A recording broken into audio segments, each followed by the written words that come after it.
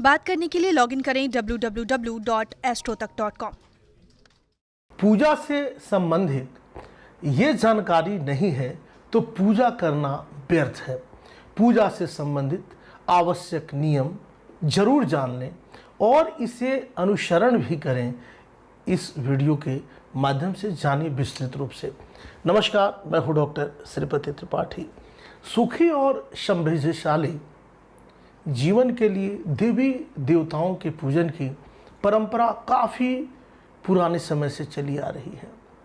आज भी बड़ी संख्या में लोग इस परंपरा को निभाते हैं।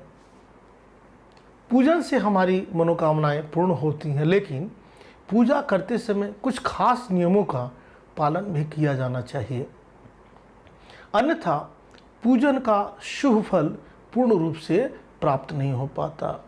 यहाँ कुछ ऐसे ही नियम बताने जा रहे हैं जो सामान्य पूजन में भी ध्यान रखना चाहिए। इन बातों का ध्यान रखने पर बहुत ही जल्द शुभ फल की प्राप्ति हो सकती है। ये है नियम, आइए जानते हैं। सूर्य, गणेश, दुर्गा, शिव और विष्णु ये पंचदेव कहलाते हैं। इनकी पूजा सभी कार्यों में अनिवार्य रूप से की जानी चाहिए। प्रतिदिन पूजन करते समय इन पंचदेवों का ध्यान करना चाहिए। इससे लक्ष्मी कृपा और समृद्धि प्राप्त होती है। शिव जी, गणेश जी और भैरव जी को तुलसी नहीं चढ़ानी चाहिए। माँ दुर्गा को दुर्वा नहीं चढ़ानी चाहिए। यह गणेश जी को विशेष रूप से अर्पित की जाती है। सूर्यदेव को शंख के जल से अर्घ्य नहीं देना चाहिए। तुलसी का पत्ता बिना स्नान किए नहीं तोड़ना चाहिए। शास्त्रों के अनुसार यदि कोई व्यक्ति बिना नहाए ही तुलसी के पत्तों को तोड़ता है तो पूजन में ऐसे पत्ते भगवान द्वारा स्वीकार नहीं किए जाते हैं। शास्त्रों के अनुसार देवी देवताओं का पूजन दिन में 5 बार करना चाहिए। सुबह 5 से 6 बजे तक ब्रह्म मुहूर्त में पूजन और आरती होनी चाहिए। इसके बाद प्रातः 9 बजे से 10 बजे तक दूसरी बार पूजन, दोपहर में तीसरी बार पूजन करनी चाहिए। इस पूजन के बाद भगवान को शयन कराना चाहिए। शाम के समय 4-5 बजे सुबह पूजन और आरती करनी चाहिए। रात को 8-9 बजे शयन आरती करनी चाहिए। जिन घरों में नियमित रूप से 5 पूजन किया जाता है वहाँ सभी देवी देवताओं का वास होता है और ऐसे ही घरों में धन धान्य की कोई कमी नहीं होती है। प्लास्टिक की बोतल में या किसी अपवित्र धातु के बर्तन में गंगाजल नहीं रखना चाहिए। अपवित्र धातु जैसे एल्युमिनियम और लोहे से बने बर्तन, गंगाजल, तांबे के बर्तन में रखना शुभ रहता है। स्त्रियों को और अपवित्र अवस्था में पुरुषों को शंख नहीं बजाना चाहिए। इस नियम का पालन अगर नहीं किया जाता है तो जहाँ शंख बजाया जाता है वहाँ से देवी लक्ष्मी चली जाती हैं। मंदिरों और देवी देवताओं की मूर्ति के सामने कभी भी पीठ दिखाकर नहीं बैठना चाहिए। केतकी का फूल शिवलिंग पर अर्पित नहीं करना चाहिए। किसी भी पूजा में मनोकामना की सफलता के लिए दक्षिणा अवश्य चढ़ानी चाहिए। दक्षिणा अर्पित करते समय अपने दोषों को छोड़ने का संकल्प लेना चाहिए। दोषों को जल्दी से जल्दी छोड़ने पर मनोकामनाएं अवश्य पूर्ण होंगी। दुर्वा रविवार को गांठ वाली मतलब रविवार को नहीं तोड़नी चाहिए। माँ लक्ष्मी को विशेष रूप से कमल का फूल अर्पित किया जाता है। इस फूल के 5 दिनों तक जल छिड़क कर पुनः चढ़ा सकते हैं। शास्त्रों के अनुसार शिव जी को प्रिय बिल्वपत्र 6 माह तक बासी नहीं माने जाते हैं, अतः इन्हें जल छिड़क कर पुनः शिवलिंग पर अर्पित किया जा सकता है। तुलसी के पत्ते को 11 दिनों तक बासी नहीं माना जाता है। इसकी पत्तियों पर हर रोज जल छिड़क कर पुनः भगवान को अर्पित किया जा सकता है। आमतौर पर फूलों को हाथों में रखकर हाथों से भगवान को अर्पित किया जाता है। ध्यान रहे, ऐसा नहीं करना चाहिए।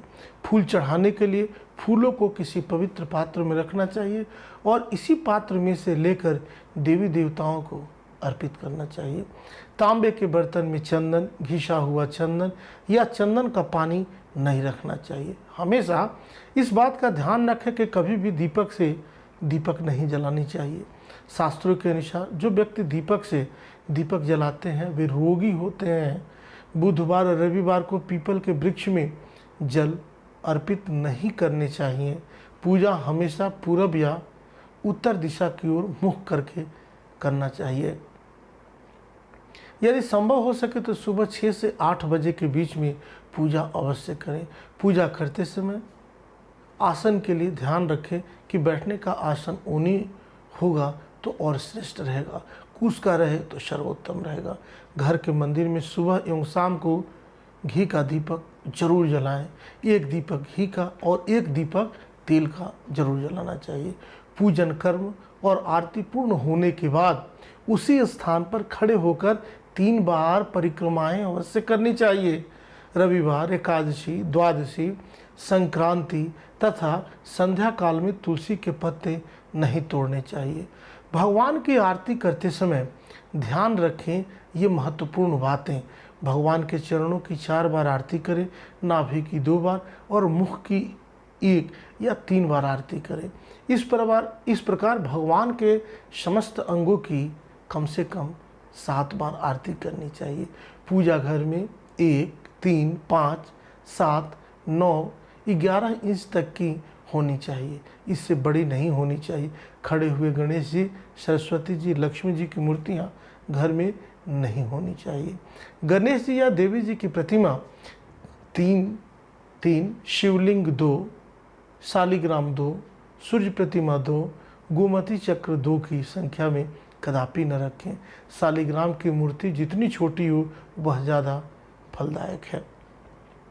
अपने मंदिर में सिर्फ प्रतिष्ठित मूर्ति ही रखें। उपहार, कांच, लकड़ी एवं फाइबर की मूर्तियां न रखें एवं खंडित, जलकटी, जली हुई फोटो और टूटा कांच तुरंत हटा दें। शास्त्रों के मुताबिक, शास्त्रों के अनुसार, धर्मावलंबियों के अनुसार खंडित मूर्तियों की पूजा वर्जित की गई है। जो भी मूर्ति खंडित हो जाती है उसे पूजा के स्थल से हटा देना चाहिए और किसी पवित्र बहती नदी में प्रवाहित कर देना चाहिए। खंडित मूर्तियों की पूजा अशुभ मानी गई है। इस संबंध में यह बात ध्यान रखने योग्य है कि सिर्फ भगवान मतलब शिवलिंग कभी भी किसी भी अवस्था में खंडित नहीं माना जाता है। मंदिर के ऊपर भगवान के वस्त्र, पुस्तकें एवं आभूषण आदि भी न रखें। मंदिर में पर्दा अति आवश्यक है। अपने पूज्य माता पिता तथा पितरों का फोटो मंदिर में कदापि न रखें, उन्हें घर के नैऋत्य कोण में स्थापित करें।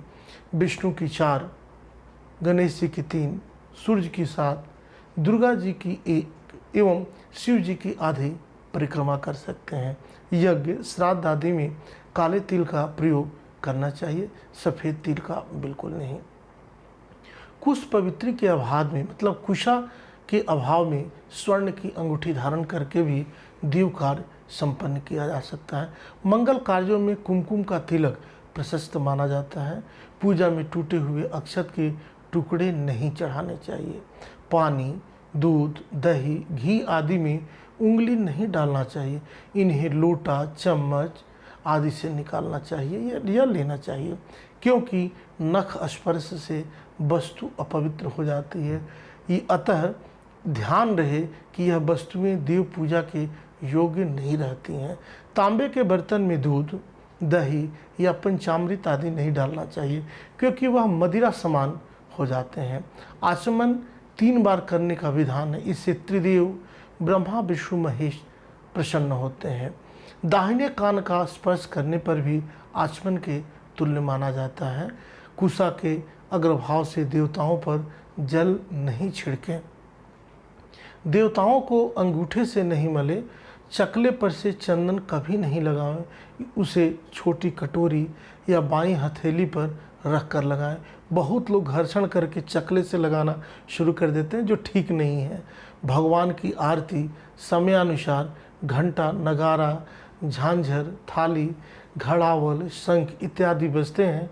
उनकी ध्वनि से आसपास के वायुमंडल के कीटाणु नष्ट हो जाते हैं। नाद ब्रह्मा होता है। नाद के समय एक स्वर से जो प्रतिध्वनि होती है उससे उसमें असीम शक्ति होती है। लोहे के पात्र से भगवान को नैवेद्य अर्पण नहीं करें, यह वर्जित है। हवन में अग्नि प्रज्वलित होने पर ही आहुति दें। समिधा अंगूठे से अधिक मोटी नहीं होनी चाहिए तथा 10 अंगुल लंबी होनी चाहिए। छाल रहित या कीड़े लगी हुई समिधा यज्ञ कार्य में वर्जित है। पंखे आदि से कभी हवन की अग्नि प्रज्वलित नहीं करें। मेरुहीन माला या मेरु का लंघन करके माला नहीं जपनी चाहिए। माला रुद्राक्ष, तुलसी एवं चंदन की उत्तम मानी गई है। माला को अनामिका मतलब तीसरी उंगली पर रखकर मध्यमा दूसरी उंगली से चलाना चाहिए, मतलब जपना चाहिए। जप करते समय सिर पर हाथ या वस्त्र नहीं रखें। तिलक करते समय सिर पर हाथ या वस्त्र रखना चाहिए।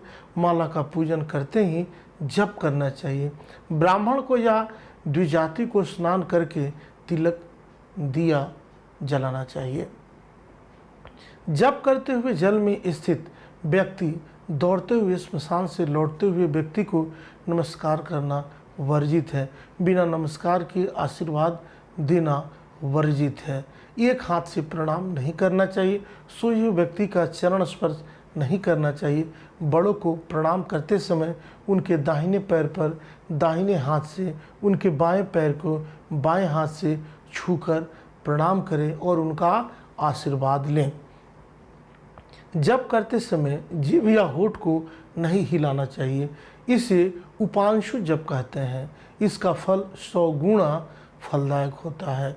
आपको बता दें कि जप करते समय दाहिने हाथ को कपड़े या गोमुखी से ढक कर रखना चाहिए। जप के बाद आसन के नीचे की भूमि को स्पर्श करके नेत्रों से लगाना चाहिए। ये रहा महत्वपूर्ण जानकारी। अगर आप जानते हैं तो बहुत अच्छी बात है, अन्यथा यह ज्ञान लेकर, ये समझकर आप अपने जीवन को, अपने इष्ट को प्रसन्न करके अपने जीवन को बेहतर बना सकते हैं। आप सब यूं ही बने रहें। मिलते हैं ऐसे ही वीडियो के साथ। तब तक के लिए दीजिए मुझे इजाज़त। नमस्कार।